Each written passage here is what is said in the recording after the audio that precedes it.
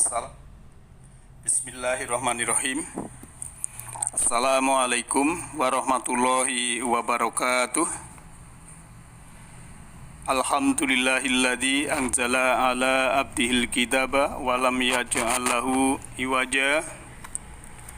La ya'tihil batilu min baini yadayhi wa la min khalfihi. Tanzilum min hakimin hamid. Subhanaka la ilma lana illa ma 'allamtana innaka antal alimul hakim.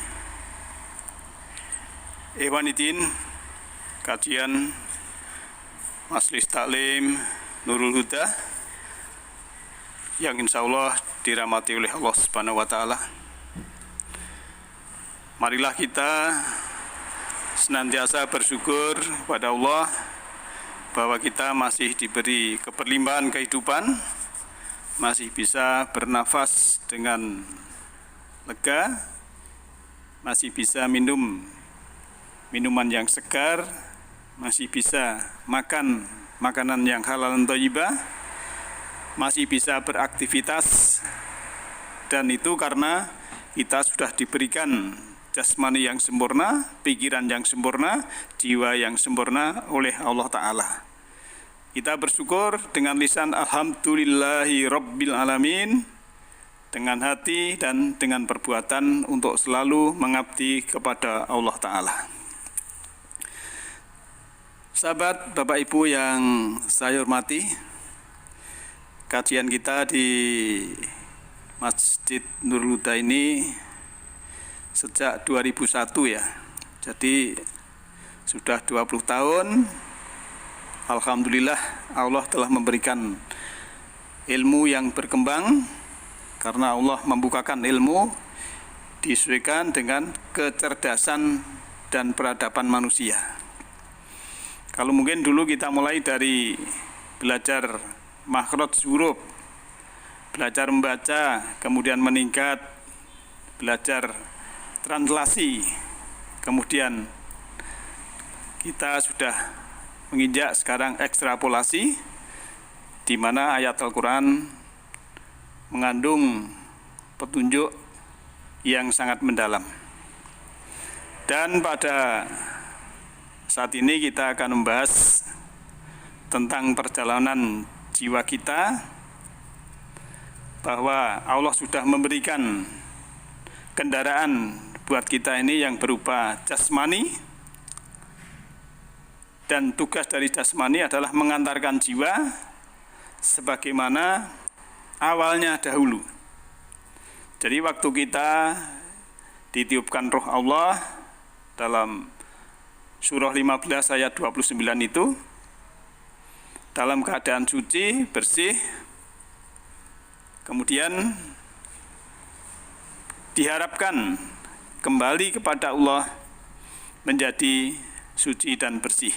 Sebagaimana sering saya analisakan, saya analogikan, kita bikin lingkaran.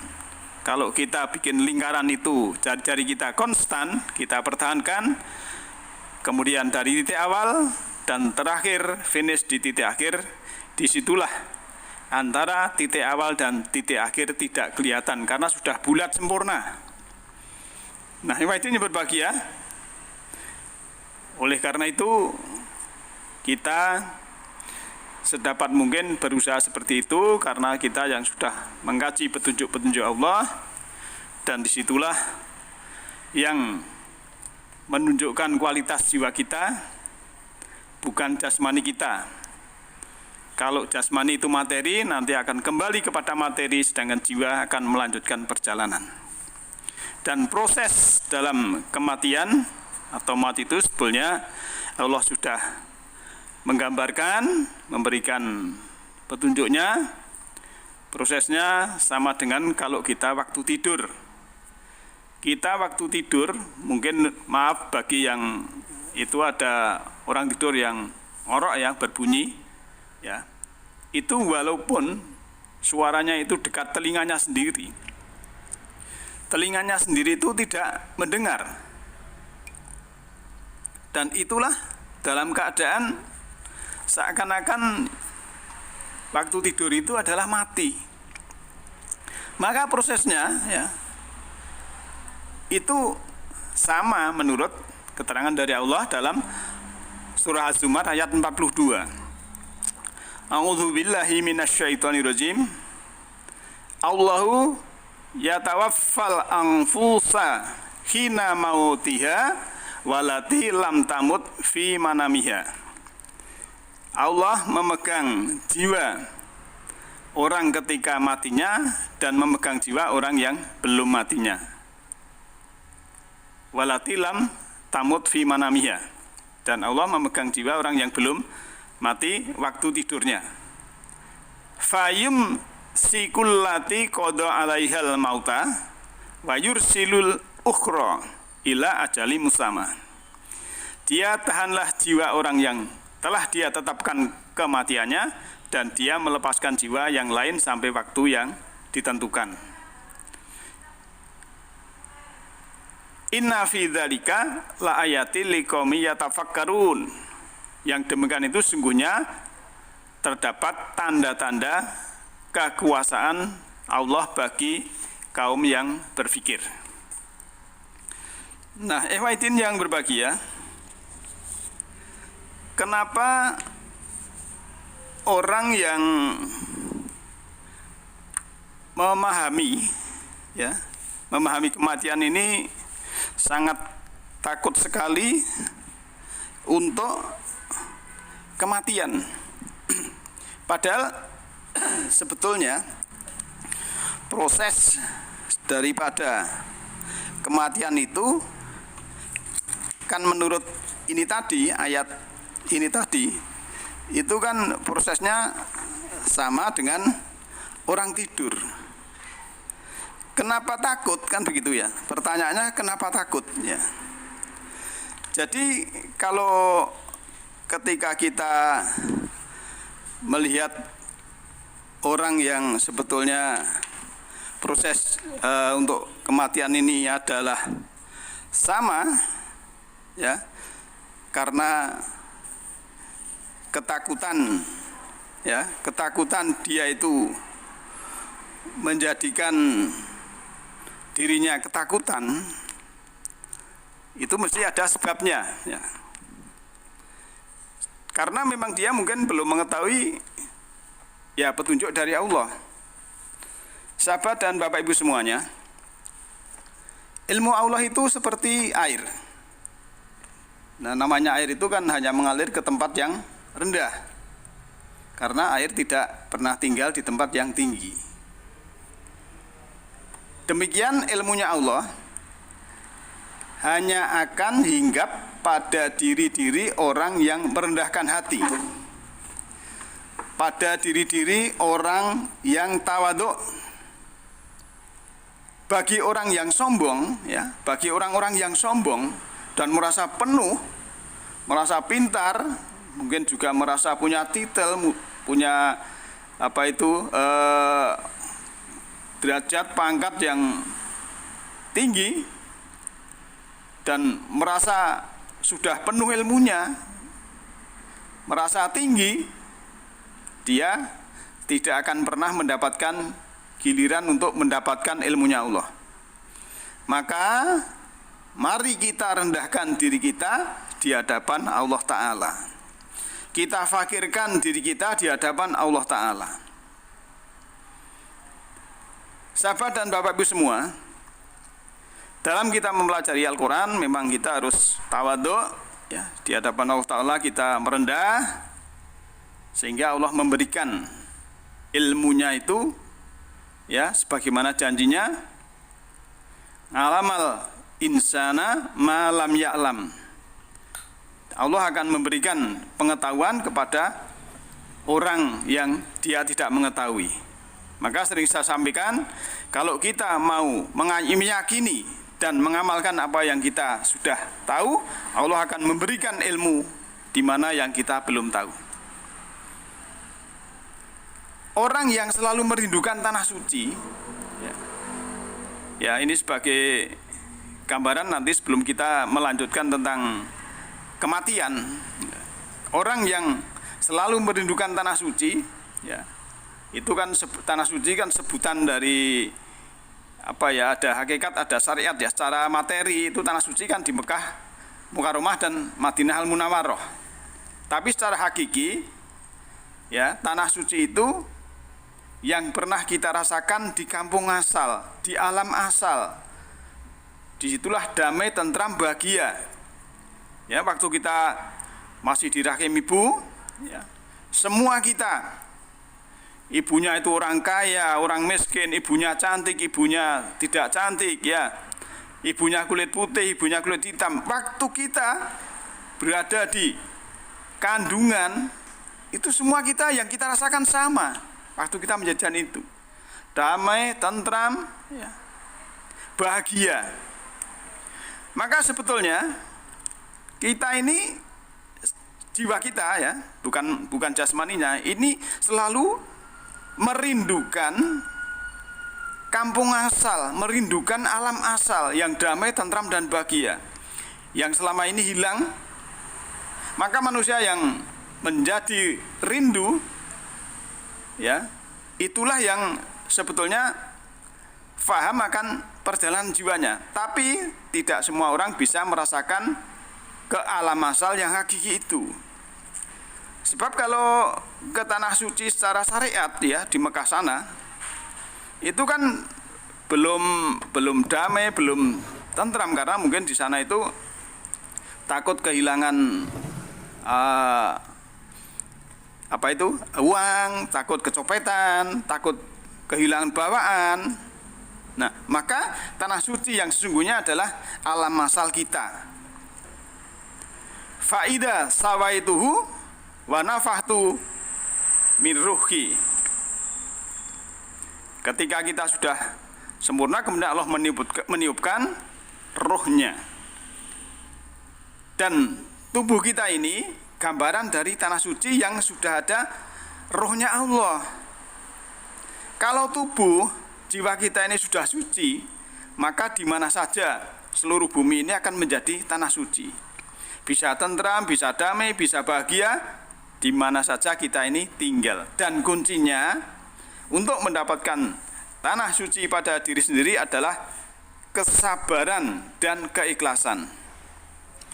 Sahabat dan Bapak Ibu semua, yang namanya daun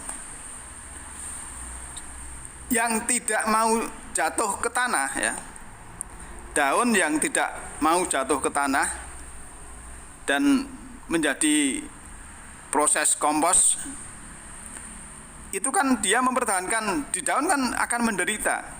Padahal secara alami daun itu jatuh ke tanah terus jadi pupuk dan bertransformasi ya, diserap oleh akar, dan di pohon itu bisa jadi daun yang baru.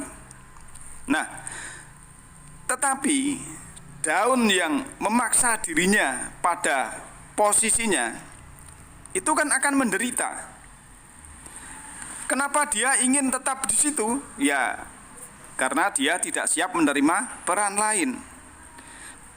Daun itu tidak siap menerima peran yang lain yang akan diberikan Allah kepada dia. Padahal sebetulnya kalau dia mau menerima peran lain, ya, dia itu menjadi pupuk ya, dan pupuk itu diserap oleh akar, dan akar itu bisa menjadi daun lagi. Boleh jadi tadinya itu cuma daun akasia, kemudian dikumpulkan oleh tukang sampah ya, karena ini organik, dicampur organik, kemudian nanti menjadi pupuk. Nah, pupuk ini untuk anggrek dendrodium misalnya. Nah, yang tadinya cuma daun akasia, tidak ada harganya, tetapi setelah menjadi daun dendrobium dan di situ nanti akan berbunga-bunga, harganya menjadi mahal. Nah, inilah sebetulnya ya, kenapa manusia itu stres dengan kematian. Karena dia ingin tetap hidup. Ketika dia mempertahankan dan ingin tetap hidup, tidak memberi ruang berupa kematian, pasti manusia itu akan stres. Karena dia memaksa ingin tetap hidup. Lantas dia berupaya dengan sekuat tenaga mempertahankan diri untuk tetap hidup. Ya, apa saja dilakukan. Jadi saya sering mengingatkan kepada kawan-kawan, kalaupun gowes ataupun olahraga yang lain, badminton dan lain sebagainya, itu niatnya jangan mempertahankan diri untuk tetap hidup. Kalau kita olahraganya itu niatnya mempertahankan diri untuk tetap hidup, itu pasti akan stres. Dan juga kalau kita merawat tubuh kita, pergi ke tempat salon-salon kecantikan bagi ibu-ibu, jangan berupaya di dalam batin kita ini ingin mempertahankan tetap hidup. Kalau niatnya mempertahankan tetap hidup, pasti di ruang tunggunya, di ruang perawatan pun ya juga akan stres. Kalau kita minum multivitamin, minum herbal dan lain-lain yang bisa merawat tubuh ini tetap fresh, tetap ya energik, itu jangan ada niat untuk mempertahankan hidup. Karena kalau niatnya seperti itu, pasti tetap galau dan juga tidak akan mengenakkan, menyamankan. Nah, stresnya karena belum bisa memberi ruang yang disebut dengan kematian. Jadi, sama saja dengan yang tadi saya gambarkan, ya, daun yang mempertahankan diri tidak mau jatuh ke tanah tadi menjadi bubuk, ya. Daun yang tadi yang ingin tetap jadi daun, padahal secara alamiah atau secara sunatullah dia menjadi bubuk yang bermanfaat dan diserap akar dan bisa jadi daun yang lebih indah. Siapa tahu ya, siapa tahu pupuk ini tadi saya gambarkan untuk anggrek. Bahkan kalau pupuk ini untuk benalu teh, itu kan harganya mahal juga. Nah, kalau sudah mengalami transformasi dari daun menjadi daun lagi, disinilah sebetulnya akan bermanfaat. Oleh karena itu, manusia pada takut yang disebut dengan kematian karena dia tidak mengerti saja tentang kematian. Padahal kematian itu sebuah proses di mana Allah akan menitipkan peran baru dan suatu saat ya akan mendapatkan peran yang lebih indah. Jadi ternyata sumber penderitaan manusia yang paling utama adalah ketika manusia ingin mencoba mempertahankan keadaan yang sekarang dan tidak siap menerima keadaan yang berikutnya. Ya, padahal keadaan yang berikutnya ini yang Allah akan titipkan kepadanya itu mungkin bisa saja lebih bagus. Ketika manusia mengizinkan, ya, ketika manusia melepaskannya proses itu, kalau berjalan apa adanya, maka disitulah akan ada kedamaian. Maka tugas kita, ya, tugas diri kita ini saat ini hanyalah mengizinkan diri kita mengalir bersama proses kehidupan apa adanya tanpa ada rasa takut. Nah, sahabat dan Bapak Ibu semuanya, oleh karena itu dengan ayat surah Zumar ayat 42 tadi bahwa proses kematian dan kematian dan prosesnya itu sama dengan tidur, maka saya gambarkan, saya analogikan dengan daun yang mempertahankan diri itu memang justru akan menderita. Kalau kita mempertahankan diri dengan kehidupan kita, itu juga akan menderita. Kita mengalir saja. Nah, sebab apa? Karena batas waktunya itu kita sudah ditentukan oleh Allah, sudah ada program. Kita tinggal jalani saja. Ya, dalam surah Al-A'raf ayat 34 itu kan, walikuli umatin ajalun fa idza jaa ajaluhum la yastakhiruna sya'ah wala yastaqdimun. Ya, ini ayatnya jelas sekali ya. Tiap-tiap umat itu mempunyai batas waktu ajal. Maka apabila telah datang waktunya, mereka tidak dapat mengundurkannya barang sesaat pun dan tidak pula dapat memajukannya. Dan ayat ini dikuatkan dalam surat An-Nahl surat 16 ayat 61. Fa idza jaa ajaluhum la yastakhiruna sa'ah wala yastaqdimun. Sama, hampir sama. Maka apabila telah tiba waktunya yang ditentukan bagi mereka, tidaklah mereka dapat mengundurkannya barang sesaat pun dan tidak pula dapat mendahulukannya. Maka dalam surah Al-Baqarah ayat 28, kaifa takfuruna billahi wa kuntum amwatan fa ahyakum summa yumitukum summa yuhyikum summa ilahi turja'un. Mengapa kamu tertutup kalbumu kepada Allah, padahal kamu tadinya mati, lalu Allah menghidupkan kamu, kemudian kamu mematikan dan dihidupkannya kembali, kemudian kepadanya lah kamu dikembalikan. Jadi di ayat ini ya, ada beberapa pemahaman. Mati 2 kali, itu waktu kita belum ada, kemudian sekarang hidup, nanti mati yang kedua, kemudian nanti dibangkitkan.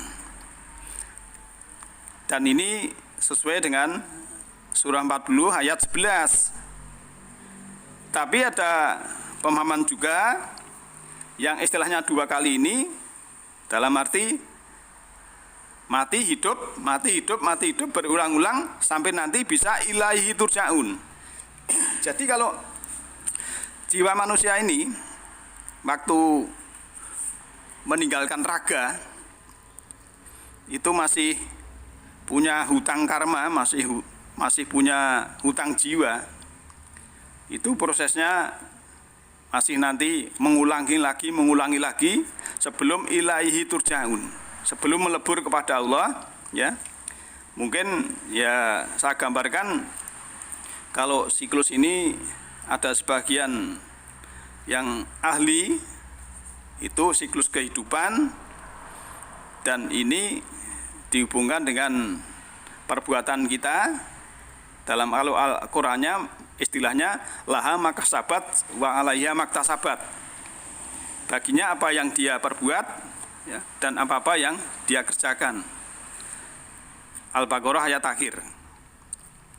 Dan itulah maka tugas dalam kehidupan ini adalah dalam rangka satu, meluruskan yang bengkok, yang kedua membayar hutang jiwa atau karma, yang ketiga merampungkan pekerjaan yang belum selesai. Nah, bagi orang-orang yang waktu diwafatkan walaupun prosesnya seperti tidur tadi, tapi kalau jalannya belum lurus, masih bengkok, masih punya hutang jiwa, hutang karma, masih punya pekerjaan yang belum selesai karena dengan dirinya masih ada kemelekatan. Nah, kalau masih demikian, ya dia ini belum sempurna.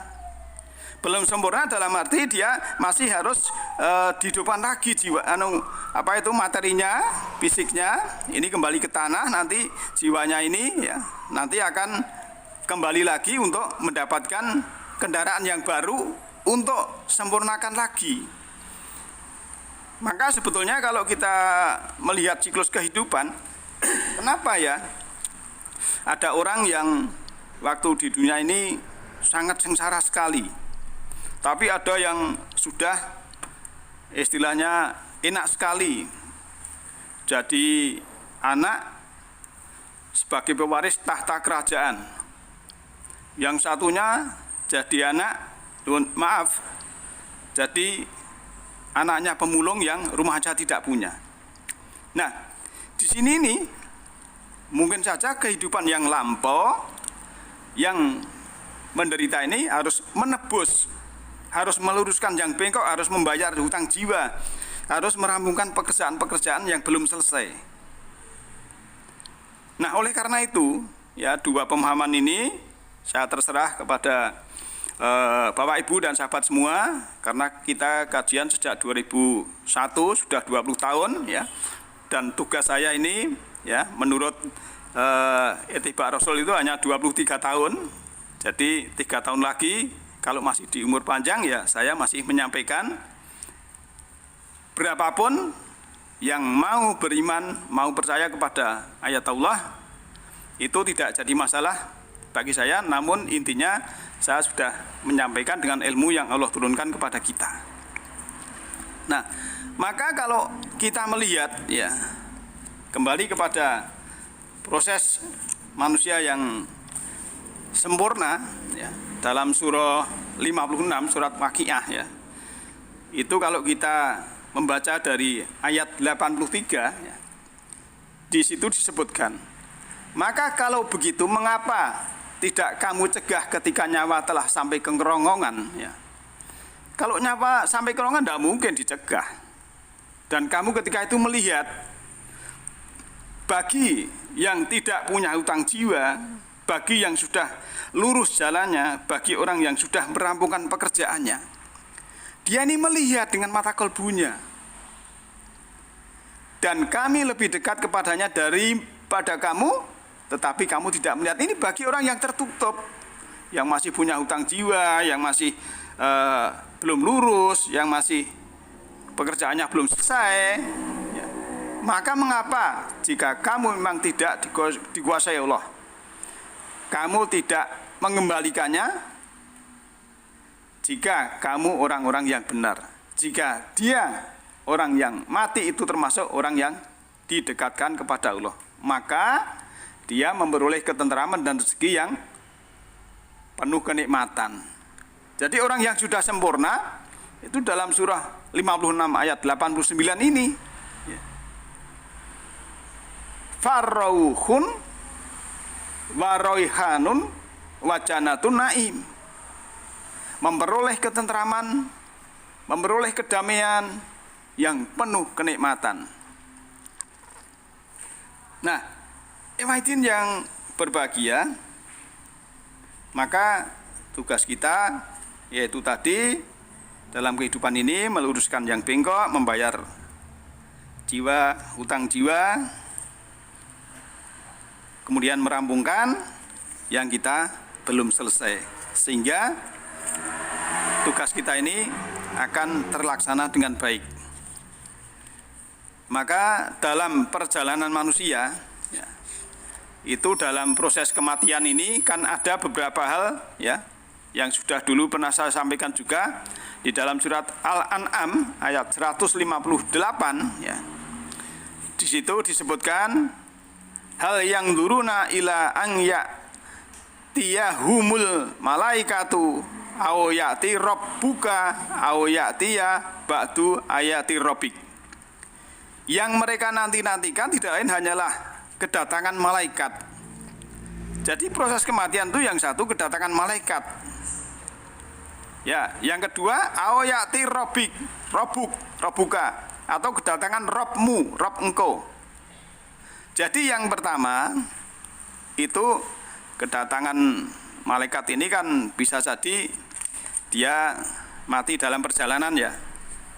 Kalau di dalam surah kelima ya, ayat 106 itu kan ada istilah in antum dorobtum fil ardi faas ya, faas batkum musibatul maut. Ketika kamu mengadakan perjalanan di bumi dan musibah mendatangi kamu dengan kematian. Misalnya kan ada di samping yang saya sebutkan tadi, tiga yang ada di surat Al-An'am ayat 158 ya, diantaranya adalah kedatangan malaikat, mungkin kecelakaan seperti misalnya kecelakaan di laut, kecelakaan di pesawat ya, kecelakaan di darat ya. Kalau di laut misalnya seperti kapal selam apa tuh Nanggolo apa itu ya, yang pakai nama senjatanya Bolodewo, itu kan termasuk kecelakaan, belum yang lain-lain ya.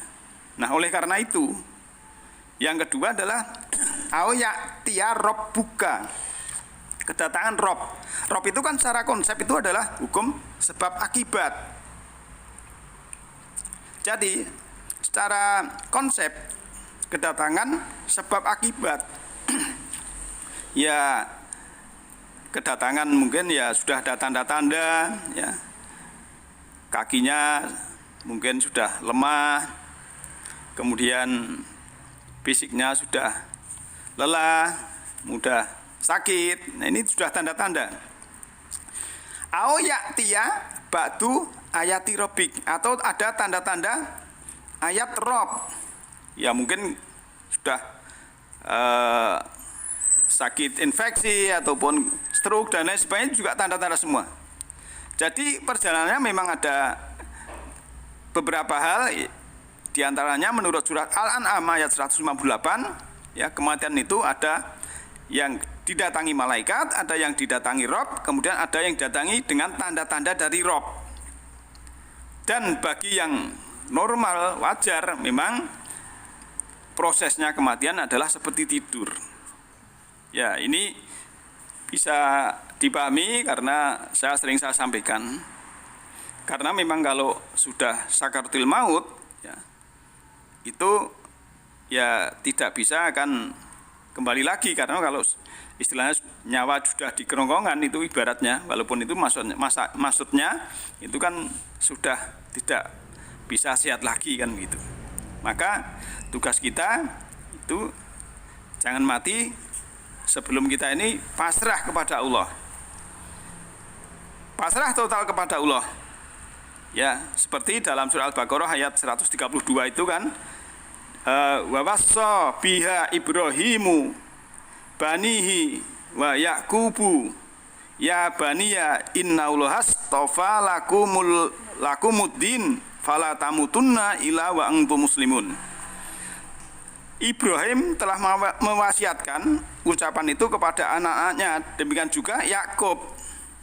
Dia berkata, hai anak-anakku, sesungguhnya Allah telah memilih agama ini bagimu, maka janganlah kamu mati kecuali dalam keadaan Islam. Jadi dalam keadaan Islam itulah pasrah total pada Allah, tidak ada kemelekatan. Ya, karena kalau ada kemelekatan itu harus kita hindari. Ya, kita baca dalam surah 74. Ya, kita mulai dari ayat 12. Wa ja'altu lahu malam ma'duda wa banina syuhuda. Dan aku jadikan baginya harta benda yang banyak dan anak-anak yang selalu bersama dia. Ini kan luar biasa. Kalau ada kemelekatan kepada harta yang banyak dan anak yang selalu bersama dia, maka saya gambarkan seperti daun tadi, di mana daun tadi tidak mau menjadi proses sebagai kompos atau pupuk, dan itulah suatu penderitaan. Kalau masih ada kemelekatan kepada harta yang banyak, anak yang selalu bersama, ya, menurut surah 74 ayat 12 dan 13 ini kan menjadikan pekerjaan belum selesai, ya. Namanya ya kalau bahasa Jawa itu ya ngerendeti perjalanan jiwa dalam kita dimatikan itu. Kemudian ayat 14-nya, wa mahattu lahu tamhida summa yad'ma'u ay azid, dan kulapangkan baginya rezeki dan kekuasaan dengan selapang-lapangnya. Kemudian dia ingin sekali supaya aku menambahnya. Wah, ini berbahagia dan sahabat Bapak Ibu semuanya. Jadi dalam kemelekatan ini Allah sudah memberikan rezeki, sudah memberikan kekuasaan yang selapang-lapangnya. Kemudian masih tamak, dia ingin sekali supaya Allah itu menambahnya. Karena kalau sudah ada kemelekatan yang sangat luar biasa ini, ya nanti dia tidak memahami lillahi ma fis samawati wal ard, milik Allah lah segala apa yang di samawat, di langit dan di bumi. Hakikatnya itu milik Allah. Ya, hakikatnya yang kita punya ini adalah milik Allah. Kenapa ada kemelekatan yang di situ nanti akan menjadikan penderitaan kita waktu kita menapaki kematian itu. Maka lanjutnya di dalam ayat 16-nya, kalla innahu kanal, ya, li ayatina, ya, kana li ayatina anida saurhikuhu syauda. Sekali-kali tidak akan aku tambah, karena sungguhnya dia menentang ayat-ayat kami. Ya, karena dulu sudah diberikan yang rezeki yang berlimpah, kekuasaan yang sangat luar biasa, ya. Tapi malah ingin menambah terus, tidak memperhatikan jalannya jiwa, hanya mementingkan materi, hanya mementingkan jasmani, sehingga waktunya sudah habis untuk memperbaiki jiwanya itu. Waktunya sudah habis untuk meluruskan yang bengkok, waktunya sudah habis untuk membayar karma, membayar hutang jiwa, waktunya sudah habis untuk merampungkan pekerjaan yang belum selesai. Maka disitulah sekali-kali tidak akan aku tambah, karena sungguhnya dia menentang ayat-ayat kami, tanda-tanda kami. Tanda-tanda Allah itu kan ada dua, yang kauliyah, yang kauniyah. Tanda-tandanya seperti tadi dalam surat Al-An'am, ya, ayat 158 tadi sudah ada tanda-tanda dari Arab. Sudah ada hukum kasolita bahwa kamu lemah, kamu sakit-sakitan, ya. Ini kan sudah harus jiwa yang harus digagahkan untuk menghadap Allah. Apapun yang dia punya harus konsentrasi untuk perjalanan jiwa, jangan hanya materi saja. Maka ila yaumil waktil maklum, sampai hari suatu waktu yang telah ditentukan. Ya, itu menurut surah 15 ayat 38. Karena yang ditentukan di sini, ya, kalau ada ayat yang mengatakan bahwa iblis itu berkata kepada Allah karena dia itu tidak mau menghormati Adam, ya, karena dia kemudian divonis oleh Allah tugasnya hanya menggoda manusia dan dia tidak bisa masuk surga lagi. Karena dia sudah divonis oleh Allah. Vonisnya karena bukan Allah itu maha memvonis, tapi karena iblis sendiri melanggar programnya. Iblis kan mengatakan, qala rabbi bima akwaitani la uzayyinanna lahum fil ardi wala uqwiyannahum ajmain. Ya Tuhanku, oleh sebab Engkau yang telah memutuskan bahwa aku sesat, pasti aku akan menjadikan mereka memandang baik perbuatan salah di muka bumi, dan pasti aku akan menyesatkan mereka semuanya. Jadi manusia itu akan disesatkan iblis dengan kemelekatan tadi, supaya tidak ikhlas dalam perjalanan pulang sebagai jiwa yang mutmainah. Maka ayat 39 dalam surat 15 itu qala rabbi bima akwaitani la uza inanna lahum fil ardi wala ubiyana wajmain, tadi ilangi badaka minhumul mukhlasin, kecuali hamba-hamba Engkau dari mereka itu yang mukhlasin, yang ikhlas. Ya, jadi kecuali hamba-hamba Engkau yang mukhlis, yang mukhlasin. Mukhlasin itu ikhlas. Ikhlas seperti tadi loh, yang saya gambarkan, daun tadi sudah ikhlas menjadi pupuk, ya, dan tidak ada penderitaan karena dia sudah ikhlas jatuh ke tanah menjadi pupuk, kemudian dia pupuk ini untuk tanaman yang lain yang lebih indah lagi. Dan kita manusia kalau ikhlas ini biasanya cuma ikhlas dalam beramal, memberi dan sebagainya. Dan ikhlas di sini yang berhubungan dengan kembali kepada Allah, ya. Dan ikhlas di sini adalah sudah meluruskan yang bengkok, sudah membayar hutang jiwa, sudah merampungkan pekerjaan yang belum selesai. Dan ikhlas di sini mengandung keterangan dalam kehidupan itu, ya, dia sudah memiliki bekal yang sempurna untuk perjalanan jiwa dalam hal menapaki kematian ini. Dia sudah memberikan kasih sayang sesama, sudah memberikan pelayanan, membantu menolong sesama, dan sudah memaafkan, tidak ada dendam lagi, tidak ada kecewa, tidak ada sakit hati lagi, sehingga jiwa